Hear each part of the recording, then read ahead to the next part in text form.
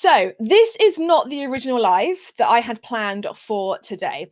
So I got sent by a couple of you wonderful people. Last week, it was brought to my attention that there were a couple of Etsy gurus who had released videos, basically. And I mean, one of the comments that was sent alongside one of these particular videos was, this one sounds very dictatorship-y and very like political. And the team watched it back. So I don't very often do the whole looking at what other people are doing thing, because A, I don't really need to, and B, sometimes it's just easier to stay in your own lane if you've just got the blinkers on and you're not looking at what other people are doing, right? So the team watched through it and they were like, yeah, this looks very like scaremongering, and the comments were just blowing up with people like, what do I do? Like absolutely panicked, absolutely fraught, distraught, not knowing what on earth to do. So I figured I would put my take on it. And I feel as if the best thing for a coach to do is to empower you guys to be able to take the next steps. Okay. It's not all about, oh, let's commiserate, let's talk about it, let's really get into it.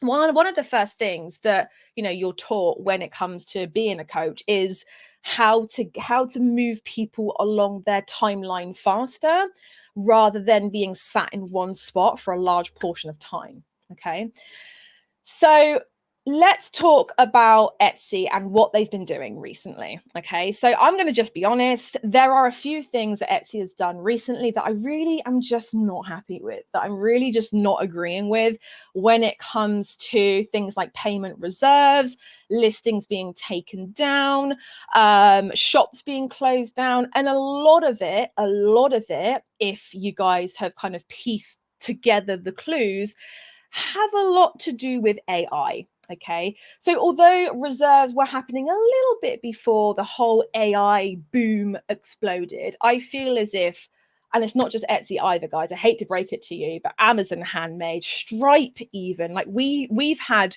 reserves on our accounts, and like with the amount of payments that we process, we really don't need to have a payment on a reserve, rather on our Stripe account.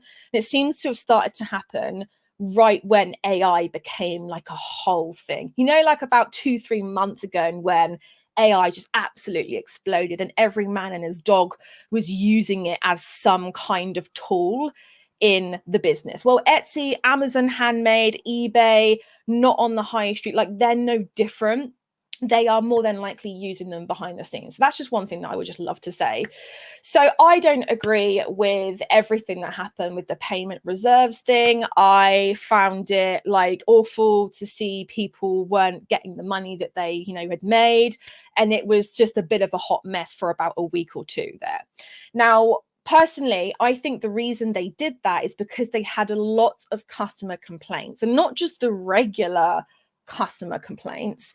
It was the ones that were like going on social media, taking screenshots of the shop name, calling out people, shop owners like you guys, well, not you guys, but like you guys, taking screenshots of messages, conversations, and they were really just coming for Etsy shops, right?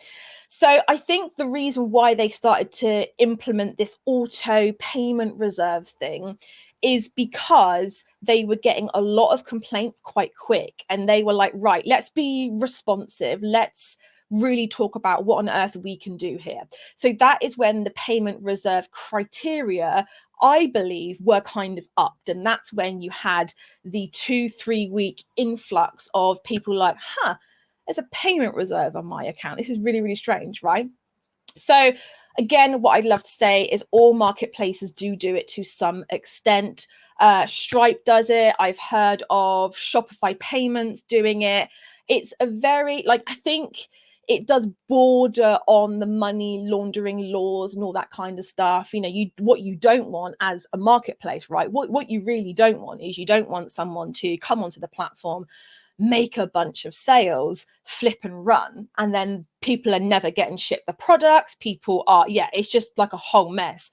So from that point of view, I can kind of see why maybe for newer shops they might go, right, okay, let's just see how things go. It's a bit like when you get a new job and it's like a 6 month like probation. It's kind of, and I'm not saying payment reserves last for 6 months, but for most jobs you have that kind of 3 to 6 month window, right? So obviously it's not fair when you have established shops who maybe got featured in a blog or maybe went on national TV for whatever reason, right? And then boom, they get hit with a payment reserve, right? So it's not fair to shops who are in good standing. It's not fair to shops who haven't done anything wrong. And I do believe this is where the whole AI thing, you know, they were just kind of going, right, you have a reserve and you have one and you have one and you have one. And I think that's kind of where it went a little bit wrong.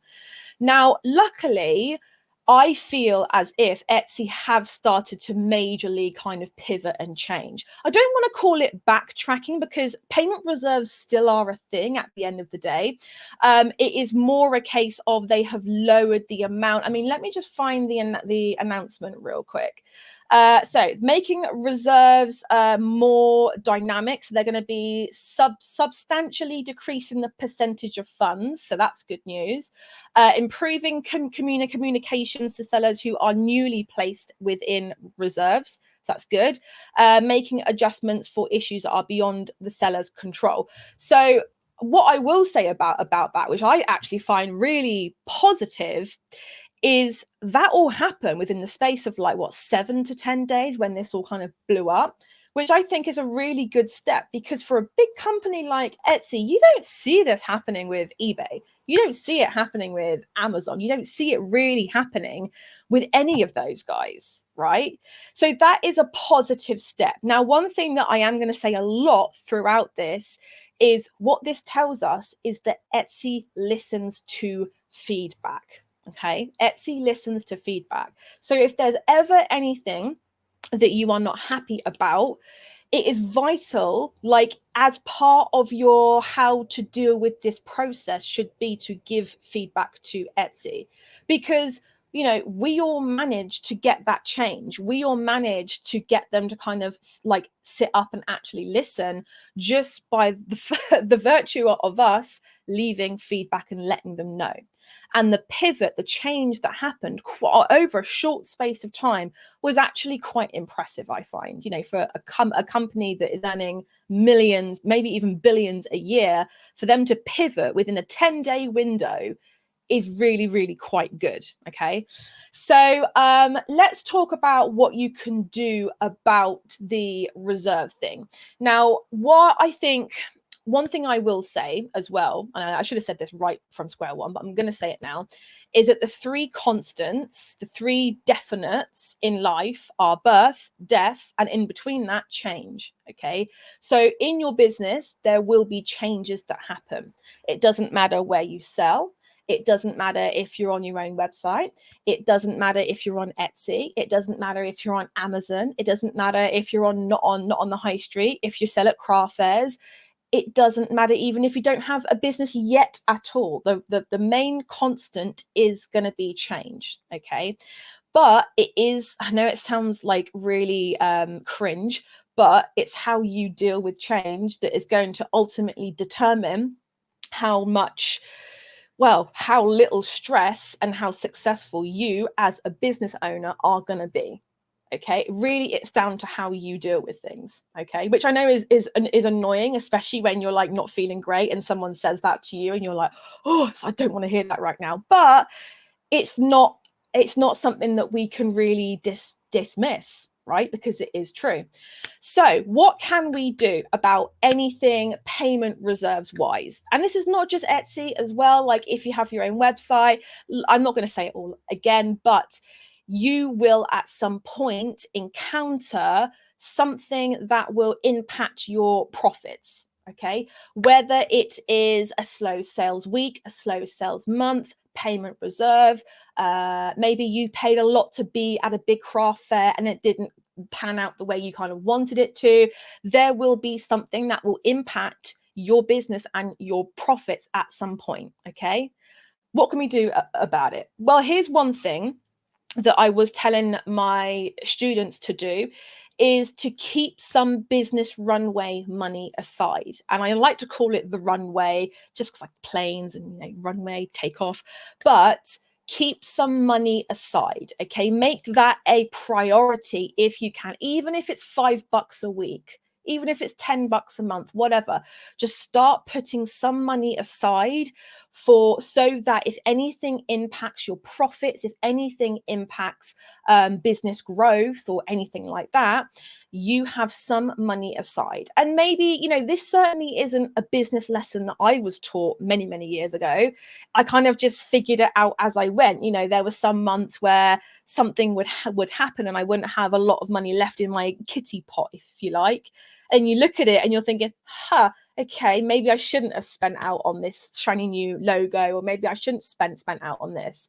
So slow sales months, payment reserves, you know, whatever that is, start to really, and it's really important that you consider doing this, start to put together some kind of business runway, so that if ever anything impacts profits, sales, revenue, whatever, you have some money put aside so that you can continue to run your business the way that you are now, but also buy yourself some peace and some space so that you can react a little bit better than perhaps you maybe would do if you were really put under that pressure, which I do understand that sometimes we are, right? Imagine if you had 2 weeks to make money and you had to do it right now. There are going to be some wrong moves put there. There are going to be some mistakes that you make, some wrong steps, just because you are put under that amount of pressure. It's human nature, right? Whereas if you've got like 2 months, 3 months, 6 months to make choices, you've bought yourself some more space. You've bought yourself some peace in that kind of time. So the second thing is listings being taken down. And this is very much talking about, I have a hair and it's like, there we go. This is very much talking about the copyright, intellectual property infringement, using things like Disney, Marvel, Star Wars, Doctor Who, what else? I can't think of anything else. But we did 5 posts over on Instagram where we talked, and we literally gave you a table, and there's 5 posts of these. We gave you a table of terms that people had reported having issues with in terms of taking listings down. Now, some were obvious, like, you know, Barbie, thank you, Barbie, and Disney and Star Wars, Doctor Who, all of the above. And some terms were like, well, duh. And literally some of the comments range from, well, duh, of course you're going to get taken down if you're using like Disney names and titles and tags and stuff like that. And then some comments were like, really? Like smiley? You can't use the term smiley? And honestly, the response to that was so diverse. It was really interesting to kind of look through that and think, wow, yeah, actually there are some terms on there that don't make any sense, and there are some terms on there that perhaps do make sense. You know, like if you know, Barbie, again, like I've seen a massive influx of Taylor Swift and Barbie stuff.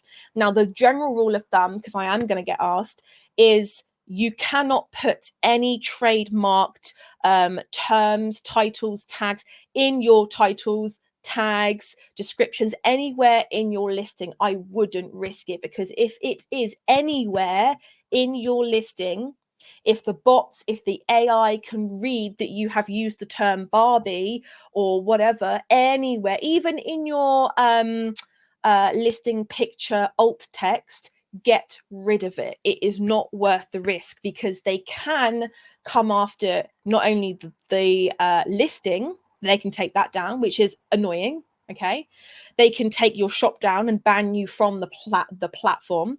They can also sue you, and there has been instances where people have had Etsy shops and their own website, and they've been banned from Etsy, and they've been sent letters and stuff because they're still using that on their own website. And again, that is another thing that I got asked is, oh, that's fine, I'll just sell my Disney stuff on my own website. Well, no, because you're still technically breaking the law, and you know, you can't escape that just because you're not using an Etsy platform or Amazon platform or whatever, right? So that is one thing that I will say is, if in doubt, don't use the term. If you have any doubt at all, don't use it. Some resources that I would recommend is go on to .gov and just kind of have a little look. I would also say as well, it's a really good idea for you to at least get a name and number, or then maybe like 3 or 4 names, numbers of intellectual property legal people, legal team that you can get in contact with any questions. Most of them will give you a free like phone call or a free 20 minutes or stuff like that. And it could be just really, really helpful for you to just phone them up and say, hey, is this term this, or is this term that? Okay. Another question that I get asked is, what if I'm making something out of officially licensed, I don't know, stuff? So like Disney fabric or Doctor Who, I don't know, something or other. And the general rule of thumb, now again, I'm not a legal expert as well, okay, so I don't know anything with the legality side of it. I'm just telling you what I've seen, having worked with thousands of Etsy shops at this point, okay, and handmade businesses on their own websites as well. Now, with things like Disney fabrics, is that although the manufacturer has the license, you do not. So if you are creating, I don't know, hairbands, headbands, like the little twist tie ones out of like Rapunzel fabric, right? And the manufacturer said officially licensed Rapunzel fabric, it wouldn't be the best idea for you to take that and go, oh, well, that means I can sell it, because the license is not, it's a bit like you having a driving license, then you thinking it allows your best mate to drive even though they've never driven a car before. It's kind of the same thing. Just because the manufacturer has the license, it doesn't necessarily mean that you have it as well. Okay, but again, please do seek legal advice if you have any like doubts at all. Okay, so as a coach, like I said, my job, and this is mainly the reason why we don't actually get a lot of drama, a lot of spilling the tea, a lot of look at this shiny new Etsy hack, and look at this new thing that Etsy's doing. Oh, that's why we don't get a lot of this happening on the Instagram page or over in our group, because I do personally, like me and the team, we try our best to keep things as uplifting as we can, because there's plenty of other places for you guys to go on the internet if you want to be sat in misery for days and days and weeks on end, and basically by the end of it feel like giving everything up, because yes, it's honestly, there are plenty of places online for you guys to go if that's what you want to do, right? But I'm sure you guys don't. I'm sure you guys actually would like to move on with life and be able to look ahead, still with your business goals in mind and making moves towards them. So let's talk a little bit more about what you can do about these things, right? And not just these things that I've specifically spoken about either. It can be anything that you perhaps aren't really keen on. So the one thing I will always say, and again, that is to give feedback to the platforms. Now, we've seen that Etsy is actually pretty damn quick in making pivots and doing changes. Okay, we've seen that in real time. Okay, the proof is in the pudding, it's there. Okay, the second thing is, I will say this, I'm going to say it in the nicest, straightforward way as I can. Your time and energy is so much better spent in your business if you just give feedback and move on with your business, move on with your day. Don't scroll the forums. Don't read and scroll through Facebook group comments if there's a post saying about this and then you see drama happening. Honestly, it is not worth being something that you as a business owner and your mindset that you consume and take on board. Because even if you're just casually reading comments, even if you're just casually watching a YouTube video that's like, oh, you know, things are going really badly and I don't know what to do and you know, even if you are consuming content like that, that's still taking up space. That's still going to be changing your mindset and your thought patterns, even just a little tiny bit. And we can't really afford to do that, especially when we are in the whole process of building the business up, right? So one thing I will say is that we want to look ahead. Okay, we want to look ahead at all of these things that we can do. We want to just really be looking at the positives and really be like surrounding ourselves with the good stuff that we can do, with the things that are in our control. Because like I said, birth, change, death, that's it. Those and taxes, I guess. But birth, change and death are the constants, are the things that we are all for sure going to have to deal with at some point. Okay, this is where things like our sell-a-thon, I'm going to have to get used to saying that, our sell-a-thon event is just going to be so freaking good at getting you to look ahead. Okay, so if you don't know what this is a completely and utterly free event that we are holding the end of October. Okay, so this is a 5-day event. All right, and again, it's completely free. You can register now and not even think about it until the end of October. Okay, but this is basically going to be an event where we help you to make $1,000 in 7 days. Okay, and this can be on your own website, this can be on Etsy, this can be on any platform that you guys want.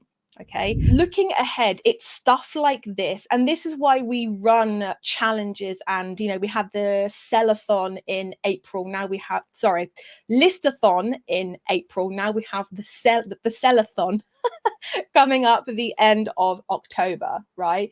So it's doing stuff like this, it's looking ahead, it's people in the HBSA like coming along to the lives, it's joining the course, it is consuming the YouTube content that I have, it's staying in the room, it's being in the Facebook groups. It is really going to be those things that move the needle forward because you're looking ahead at the things that you can control.